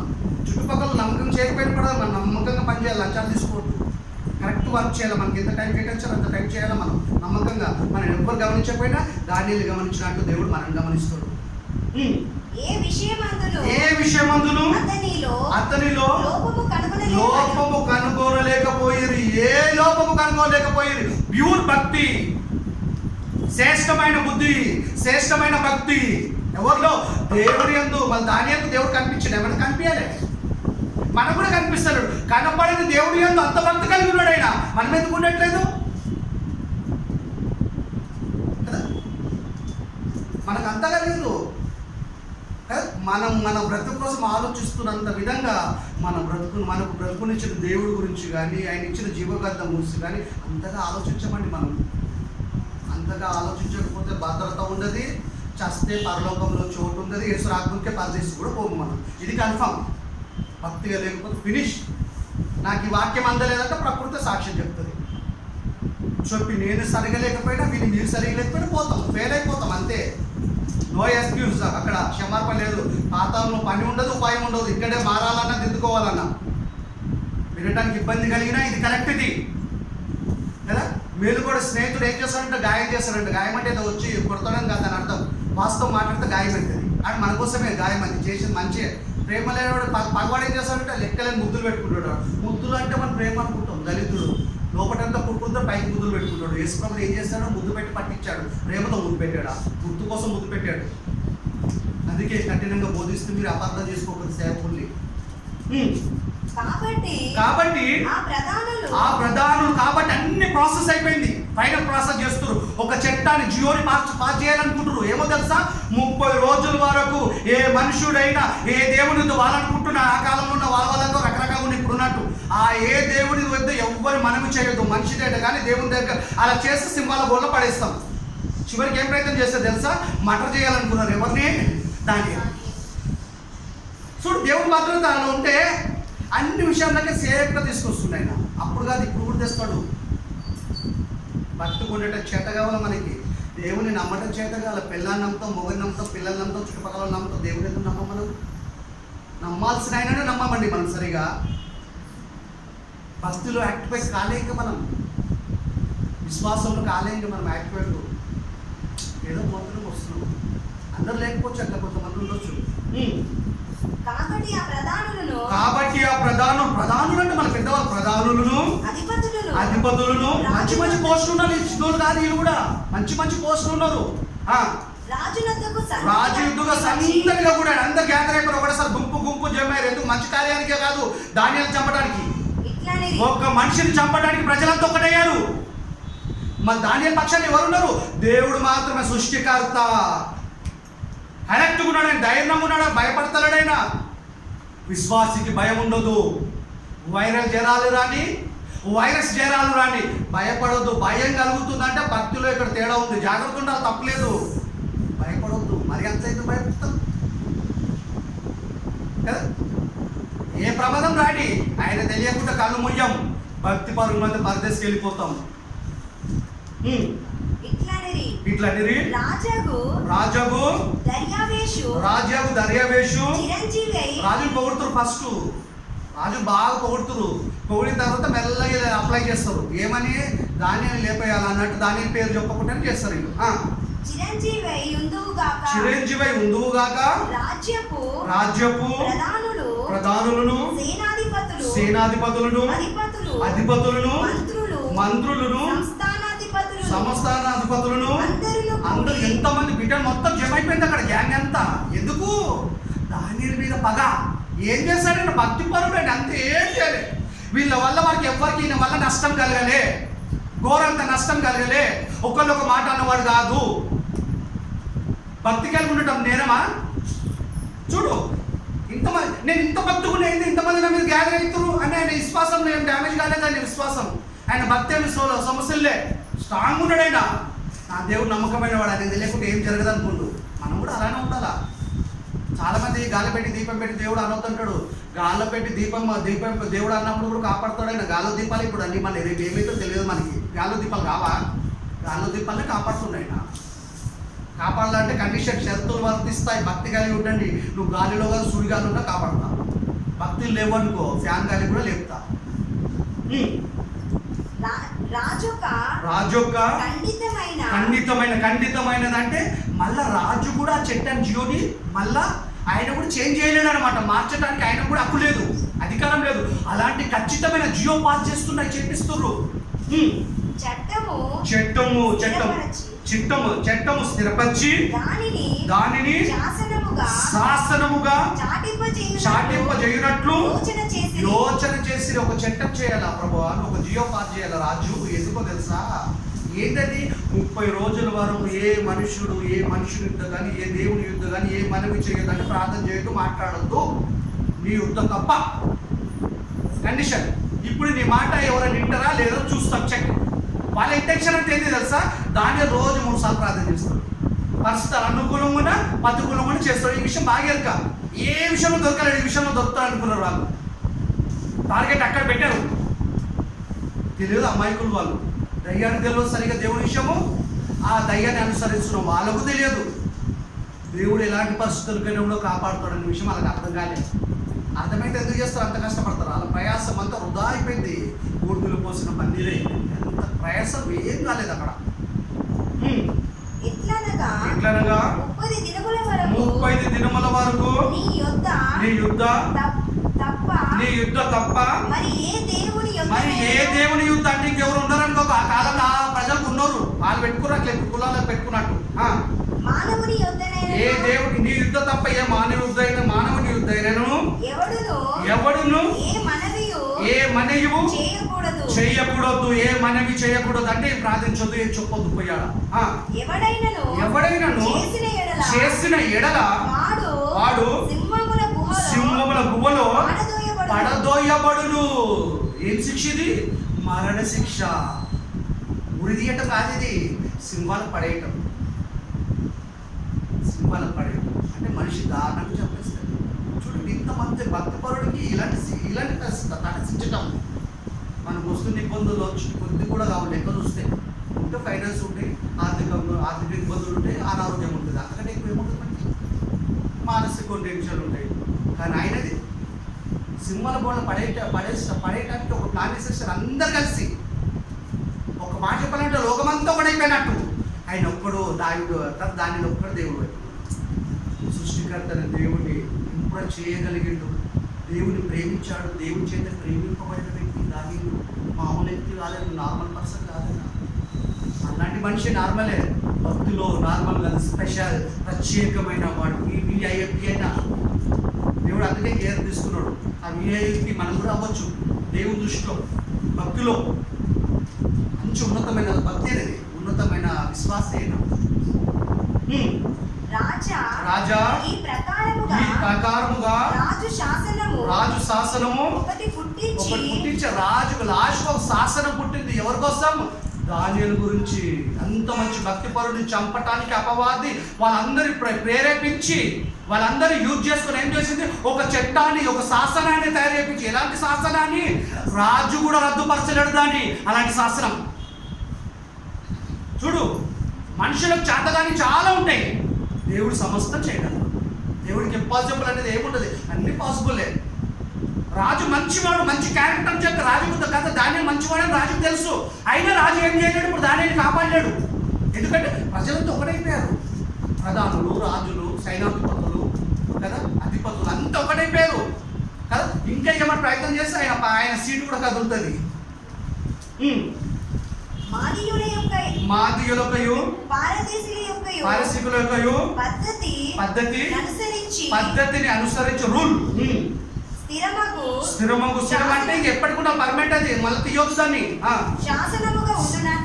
స్థిరముగా ఉండునట్లు, శాసనము ఉండునట్లు దాని మీద సంతకం చేయమని మనవి చేసెను. కాగా రాజాకు దర్యావేషు శాసనము రాయించి సంతకం చేసిన జియో పాస్ అయిపోయింది. 12 అర్ధరాత్రి 12 దాటిందంటే పెట్రోల్ రేట్ పెరిగిపోయింది. అరే నేను 11:30 పోస్ట్ తక్కువ ఉండే అంటే 12 తర్వాత పెరిగింది భయ, మాకేం తెలుసు అంటారు. రాత్రి పెరిగిపోయింది. అట్లా ఎప్పుడైతే సంతకం పెట్టాడో జియో చట్టం అమల్లోకి వచ్చేసింది. ఎవరైనా సరే, ఏ దేవుడి యుద్ధ కానీ, రాజు యుద్ధ తప్ప ఏ మనుషుల యుద్ధ కానీ ఎవరైనా మనవి చేస్తే తీసుకుపోయి సరాసరి సింహాల కూడా పడేయాలి. స్త్రీ కానీ పురుషులు కానీ ఎవరైనా సరే. కఠినమైన ఆజ్ఞ, శాస్త్రం. చూడండి, ఒక దానియేలు కోసం ఒక చట్టాన్ని తయారు చేయించిన అపవాది. భక్తులకి ఇన్ని పరీక్షలు వస్తాయి, భక్తుని పరిస్థితులు ఇంతాయి కదా, ఇంత టెన్షన్ ఉంటుంది భక్తి ఉన్నప్పుడు. అయినా దేవుడు సేఫ్గా ఉంచుతాడు. కంగారు పడద్దు, టెన్షన్ పడద్దు. దేవుడు పరీక్షిస్తున్నాడు అనుకోవాలి మనం. దానియేలు పరీక్షిస్తుండు. అపవాది శోధించిన నిలబడాలి దేవుని సాయంతో, దేవుడు పరీక్షించిన నిలబడాలి దేవుని సాయంతో. చూస్తాడైనా నా పిల్లలు నా మాట ఇంత రాలేదా కదా, ఇంత చేశాడు. ప్రభుత్వం సృష్టించాడు, పోషిస్తుడు అని. ఆయన మాట వినకపోతే ఎక్కడ మనం కొద్ది కాలం ఉండి చచ్చిపోతాం. ఆత్మలకి ముగింపు లేదు, ఎప్పటికీ బ్రతికే ఉంటాం. భక్తిగా ఉంటే నెమ్మదికి వెళ్తాం. ఈశ్వరాత్మ ఆత్మకు తెలిసి వస్తుంది. లేకపోతే నరకంలో ఎప్పటికీ ఉండిపోతాం. భయంకరమైన పరిస్థితి. అవన్నీ దృష్టిలో పెట్టుకొని భక్తి ఉండాలి మనం. దానిలాగా చదువు కంటిన్యూ అయిపోతుంది. ఇంటి శాసనము సంతకం చేయబడిందని దానియేలుకు తెలిసింది. బయటికి పోతే చచ్చిపోతాం అంతా బైబిల్ పట్టుకొని పోతే అని చెప్పినాను కూడా. ఇంత చెప్పినా నేను బైబిల్ పట్టుకొని పోతానా? ఇంత మీరైనా బైబిల్ పట్టుకొని పోతావా? ఒకవేళ పోయినామంటే దాని నీళ్ళమే మ్యాక్సిమం పోం. ఎందుకు పోం? అమ్మో భక్తుంటే లోపల పెట్టుకుంటాం. అదే భక్తి. దానివల్ల దేవుని ఇంప్రెస్ చేయలేం మనం. అన్నిటికీ తెగించాలా. ఆలస్యమైన చచ్చిపోవాల, చావు తప్పదు మనకి. సత్యం అది. యేసు రావటం ఎంత నిజమో, యేసు వచ్చాడని చెప్పిన విషయం ఎంత నిజమో, మరణించి లేస్తాడని చెప్పడం ఎంత నిజమో, మనం చావటం అంత నిజం. దేవుడిలో ఉండి చచ్చిపోతే, దేవుడి కొరకు చచ్చిపోతే, అందులో బయట పట్టుకొని చచ్చిపోతే ఎంత గొప్ప భాగ్యం అండి మనకి. వరం అది, మరణం కదా అది. ఆ చావు వరం అది. అపోస్తులకు అర్థమైంది చావు అంటే శాపం కాదు, వరం అని. ప్రభునందు ఉంటే వరం, లేకపోతే శాపమే. మొదటి శతాబ్దం క్రైస్తవులకు అర్థమైంది అది శాపం కాదు, వరం అని. అందుకే అలా జీవించగలిగిన భక్తిగా. దేవుడు ఎంతైనా రెస్పాండ్ అవుతుండే వాళ్ళు ప్రార్థన చేస్తే. మనం చేస్తే ఎందుకైతే తెలియడు. వాళ్ళకి మనకు వ్యత్యాసం అదే. పౌలుసులో ప్రార్థన చేస్తే అర్ధరాత్రి భూకంపాన్ని భూమిని కదిలించాడు దేవుడు. ఒకే దెబ్బకు చెరసాల నాయకుడు కుటుంబం అంతా మారు మనసు పొంది బ్యాప్టిజం తీసుకుంటాడు. ఆయన అట్లా స్పందిస్తాడు. ఆయన దేవుడు మౌనం ఊరుకోడండి మనం భక్తిగా ఉంటే. ఆయన ఎలాంటి సిచ్యువేషన్ కానీ అపవాది ఎక్కడ ఏ ఫిట్టింగ్ పెట్టినా అన్ని ఫిట్టింగ్లలోకి తీసుకొస్తాడు ఆయన. రావటం మనకు తెలియదు, రప్పించటం ఆయనకు తెలుసు. ఆయన దగ్గర ఉన్నది ఎవరో తెలుసా? ఆత్మను దేవదూతలను రక్షించే వాళ్ళు. భూమి మీద అలాంటి 6 అడుగుల మనుషులు కాదు, అంగరక్షకులు కాదు వాళ్ళు. అధికారులకున్న భద్రత కాదు, ధనవంతులకున్న రక్షకులు కదా, బట్టలు కాదు వాళ్ళు, అంగరక్షకులు కాదు వాళ్ళు, బాడీగార్డ్స్ కాదు, ఆత్మలు పవర్ఫుల్ వాళ్ళు. ఎందులోకైనా నడిపిస్తామనండి, దేవుడు అనుమతి ఇవ్వాలి అంతే. అతడు అతడు సంతకం చేయబడిందని తెలిసింది, చట్టం పాస్ అయింది, జియో పాస్ అయిందని తెలిసింది. అతడు తన ఇంటికి వెళ్ళి యథాప్రకారం అయ్యా శాసనం కదా, శాసనం అమలైందంట. నేను మనసులో ప్రార్థన చేసుకుంటా, రోజు కిటికీ ఇప్పుతా, ఈరోజు కిటికీ మూసుకొని ప్రార్థన చేస్తా. భక్తి అయితే మనసులో దేవుడికి నాకు తెలుసు కదా అనుకోలేదు ఆయన. అట్టి శాసనం ఎట్టి శాసనం? ఆయన రాజు యుద్ధ తప్ప ఏ దేవుడి యుద్ధ కానీ ఏ మనిషి యుద్ధ కానీ ఎవరైనా మనవి చేస్తే సింహాల బోళ్ళ పడేస్తా అనే శాసనం సంతకం చేయబడిందని రాజుకు దానిలో తెలిసిన యథా ప్రకారంగా ప్రార్థిస్తుండు. అది ఉందా? అలాంటి భక్తులు మనకి చావు వార్త కూడా ఆయనని కదిలించలేకపోయింది, ఆయన భక్తిని మార్చలేకపోయింది, దేవుడి మీద నమ్మకాన్ని ముమ్ము చేయలేకపోయింది, దేవుని వదిలిపెట్టేటట్టు చేయలేని భక్తి. చావు వార్త కూడా దేవుడి నుండి వేరు చేయలేదు. దాని ఏంటంటే విశ్వాసంలో ప్యూర్ ఉంది ఆయనకి, ఖచ్చితమైన విశ్వాసం, ఖచ్చితమైన భక్తి, ఖచ్చితంగా దేవుడికి విధేయుడయ్యాడు. ఆయన దేవుని ఎంతగా ప్రేమించాడంటే దేవుని చేత ప్రేమింపబడింది ఆయన దానియేలు. మనం ప్రేమించడం రోటినే, ఆయన మనం ప్రేమించాలా, ఆయన చేత ప్రేమింపబడాలా. ఆయన మొదట మనం ప్రేమించాలి కనుక మనం ప్రేమిస్తున్నాం. కానీ ప్రభులోకి వచ్చిన తర్వాత మనము ఆయన చేత ప్రేమింపబడాలంటే భక్తిగా జీవించాలా. అనుదినము ముమ్మారు మోకాలుండి తన ఇంటి పైగది కిటికీ యెరూషలేము తట్టును తెరవబడి ఉండగా తన దేవుడికి ప్రార్థన చేయొచ్చు, ఆయనను స్తుతించుచు వచ్చెను. ఎలాంటి టైంలో స్తుతి? ఏసీలో, ఫ్యాన్ గాల్లో, ఏసీ గాలిలో కాదు, భయంకరమైన పరిస్థితుల్లో. ఈ విషయం తెలిసి సింహాల బోల్లో పడేస్తారంట. మనిషి కదా, భయం ఉంటుంది కదా ఎవరికైనా. చావంటే ఎంత మంచి భక్తి పరంగా ఉంటుంది. నీకు మైక్ పెట్టాను, ఇప్పుడు ఏదైనా యాక్సిడెంట్ అయినప్పుడు మైక్ మీ స్పందన చెప్పంటారు మీడియా వాళ్ళు. నీకు పెట్టి ముసలోళ్ళు అంటూ నీ స్పందన చెప్పంటే నేను బతకాలి, నేను ఎందుకు వస్తా అంటాడు. ఎవరికైనా బతకాలే ఉంటుంది. కానీ దానిలో భక్తి ఎలాంటి చూడు, ఎంత ఉన్నతంగా ఉంది ఆయన భక్తి. దేవుని కూడా చేశారండి భక్తి ద్వారా. ఆయన రోజు 3 సార్లు మోకరించి ప్రార్థిస్తున్నారు. ఈ విషయం మళ్ళా మోసుకెళ్ళారు ఈ దళితులు. చదవమ్మా. ఆ మనుషుడు గుంపు కూడి వచ్చి దానియేలు తన దేవునికి ప్రార్థన చేయుటయు ఆయనను బతిమాలుకొనుటయు చూచి రాజు సముఖం మళ్ళీ వచ్చారు కాదు, మళ్ళా ఒక ఏది కబురు చెప్పటానికి. కుష్యపతులు ఇక రాజు దానియేలు పీడబోతుంది. ఈ సంవత్సరం మేము అనుకుంది జరిగింది, ఇంతసేపు జరగాలి, ఇప్పుడైతే వర్కౌట్ అవుతుంది కదా. అపవాది గారు మంచి పని చేస్తున్నారు మాకు అనుకురు వాళ్ళు కదా. మేము మంచిగా యాక్టివేట్ అయినాం దగ్గరలో.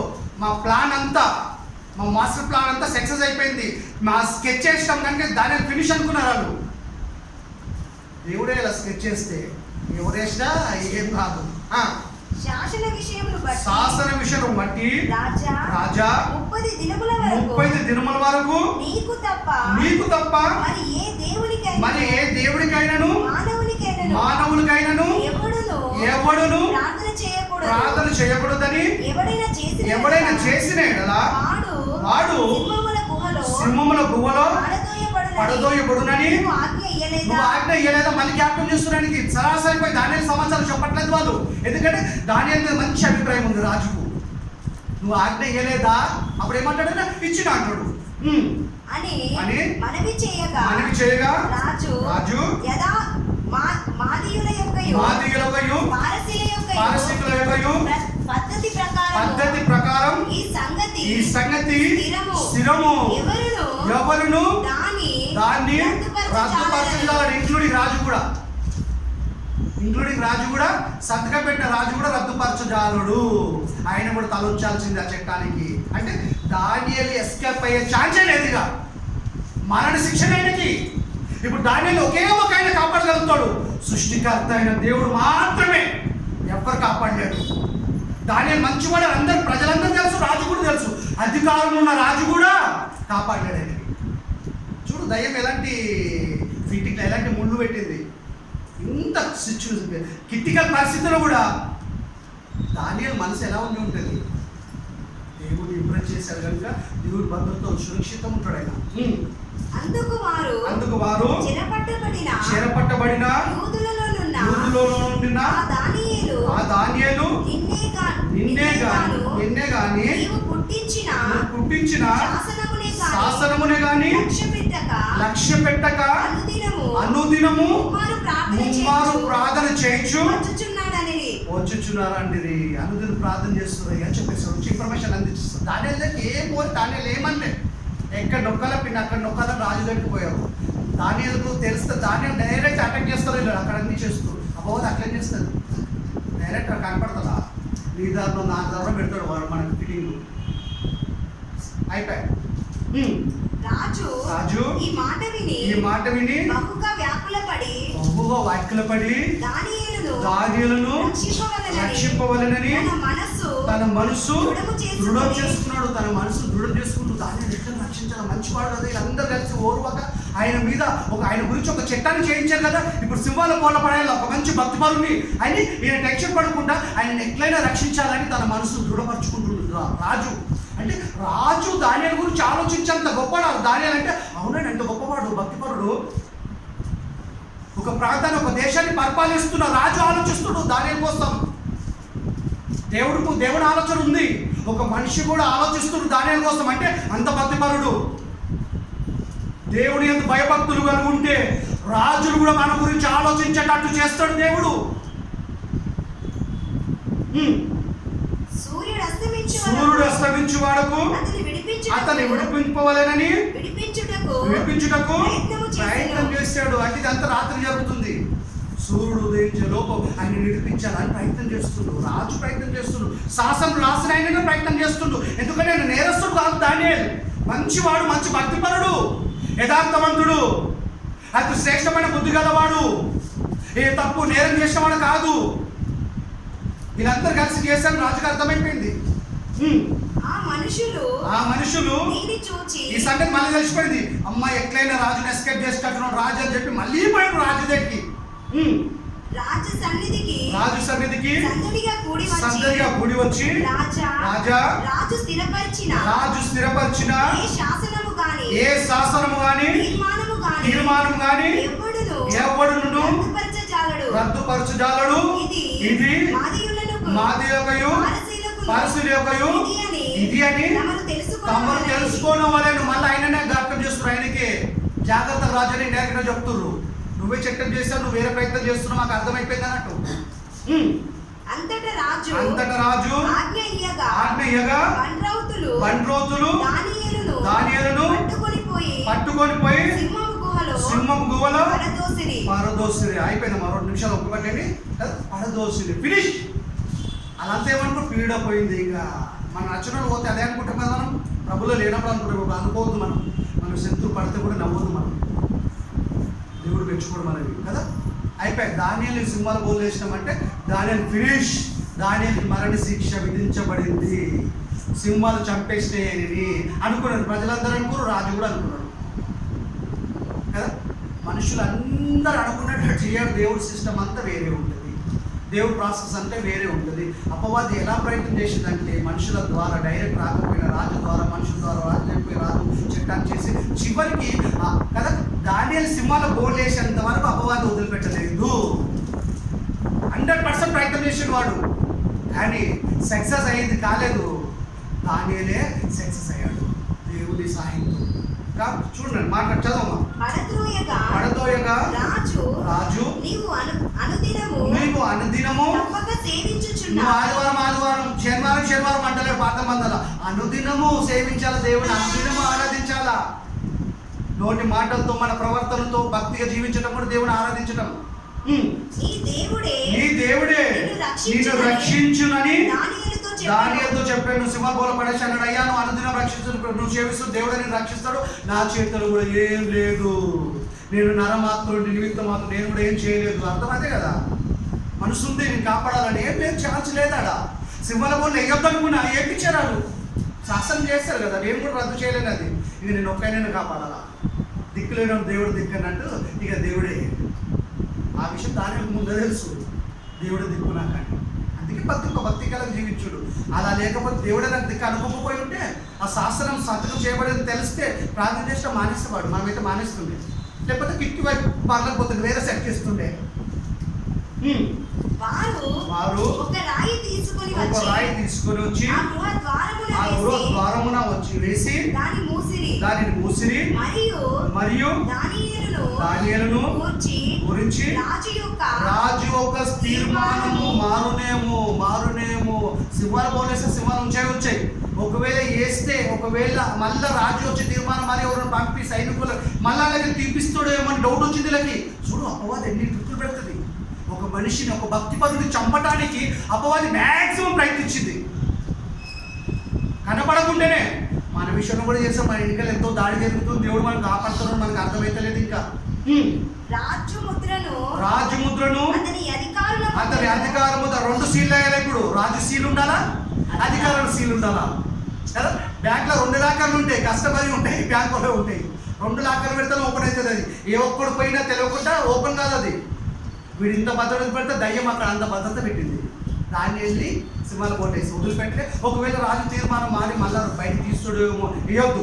2 లాకర్లు ఉండాలి, 2 సీల్ ముద్రలు దాన్ని ముద్రించిరి. అంతటా రాజు తన నగరులోకి వెళ్ళి ఆ రాత్రి అంతయు చూశారండి. ఒక భక్తుడి కోసం, దావీదు కదా, దానియేలు భక్తుడి కోసం రాజు తిండి మానేశాడండి. అంటే అంత భక్తిపరుడు, అంత మంచివాడు, అంత గుడ్ క్యారెక్టర్. దానియేలు అంటే చాలా మంచివాడండి, ఉత్తముడైన అంత మంచి భక్తిపరుని నేను ఎందుకు సింహాల బోల్ చేసిన బాధతో ఒక రాజు, ఒక దేశాన్ని పరిపాలించే రాజు తిండి మానేశాడు. మన కోసం ఎవరు తిండి మానేస్తారా? రాజు దానియేలు బంధువు కాదు, ఏదో అన్నదమ్ముడు కాదు, రిలేటివ్ కాదైనా, ఒకే దేశానికి చెందినవాడు కూడా కాదు, వేరే ప్రాంతం చెందినైనా, దేవుని భక్తుడు, మన యూదుడైనా, ఇంత మంచి భక్తిపరుని నేను అధికారం ఇవ్వాలనుకున్నా, ఇలా ఎట్లా చేశారు, నా చేతి ఎట్లా జరిగిపోయింది ఏంటి అని టెన్షన్తో, పశ్చాత్తాపంతో నిద్ర తిండి మానేశాడు. చదవమ్మా. ఉపవాసం ఉండి అది నాట్య వాద్యం అని డ్యాన్స్ ప్రోగ్రామ్ లేదు ఇక రాజుకి. No dance programme, no food, no నిద్ర. చూడు, ఒక భక్తిపరుని సింహాల బోర్లు వేసినందుకు కదా, దేవుడు భక్తులు వేసినందుకు దేవుడు ఎలా చేశాడు తెలుసా? నిద్రపోకుండా చేశాడు, తిండి తినకుండా చేశాడు. టెన్షన్ నిద్ర పట్టకపోయినా ఎలా పడుతుంది నిద్ర? ఒక భక్తిపరుడు లోపటేస్తే ఎవరు అనుకున్నావు? రాజా, నా కుమారుడు, నా సేవకుడు దానియేలు, ఆయన చేసాలని వేసి నిద్రపోతాం మనం. ఎలా పోతావు నిద్ర? నీకు వస్తుందా నిద్ర? రాదు. తింటువా? ఎలా తినబుద్ది, ఎలా తిరుగుతుంది నేను ముద్ద? డ్యాన్స్ ప్రోగ్రామ్ నీకు సంతోషమా? ఎక్కడ సంతోషం? No dance programme, no food, no నిద్ర. చూడండి ఎంత ప్రాసెస్ జరుగుతుంది. దాని తెలియదు అంతా. దయ్యానికి దేవుడికి మధ్యలో జరుగుతుంది అంతా. నాశనం చేయాలని దయ్యం వీళ్ళ ద్వారా దేవుడు రక్షించాలా అని దేవుడు ఆలోచన. చివరికి దేవుడే గెలిచాడండి. తెల్లవారుజామున పొద్దున వేగిమెంత తొందరగా లేచాడు. సైనికుల్ని పంపాలా, సైనికులు భటులను పంపాలట. రాజు కంటే చాలా మంది ఉంటారు పనులు. రాజు పోయాడండి ఎక్కడికి తెలుసా? సింహాల పొందేటికి. వేగిరమే లేచి సింహాల గృహ దగ్గరికి త్వరపడిపోయాను, తొందరగా పోయాడు. అతడు గృహ దగ్గరకు రాగానే దుఃఖ స్వరముతో పోయేటప్పుడు ఏమన్నాడు? దానియేలు, నిత్యం నువ్వు సేవిస్తున్నా, అనుదినం నువ్వు సేవిస్తున్న దేవుడే నిన్ను రక్షించునని ఆయన వెళ్ళిపోయాడు. ఇప్పుడు దుఃఖ స్వరం. ఎందుకు దుఃఖ స్వరం? ఈ పార్టీకి దానియేలు పని అయిపోయింది. ఆ ప్రజలందరూ అదే అనుకున్నారు, ప్రధానులు, అధిపతులు, రాజులు, సైనికులు, ఈయన అదే అనుకుంటారు. నువ్వు నేనున్నా అదే అనుకుంటుండే. మనం దేవుడి పాఠం రాయించకపోతే మనం కూడా అదే అనుకుంటుండే. మనుషులు అనుకున్నట్టు జరిగే పరిస్థితులు దేవుడు పరిస్థితులు మార్చేస్తాడు. ఆయన ఏమైనా చేయగలుగుతాడు. ఆయన మనకు భక్తి ఉండటం చేత కావాలి. కానీ భక్తులు మనం యాక్టివేట్ అయితే అన్నింటిలో కాపాడుతాడు ఆయన.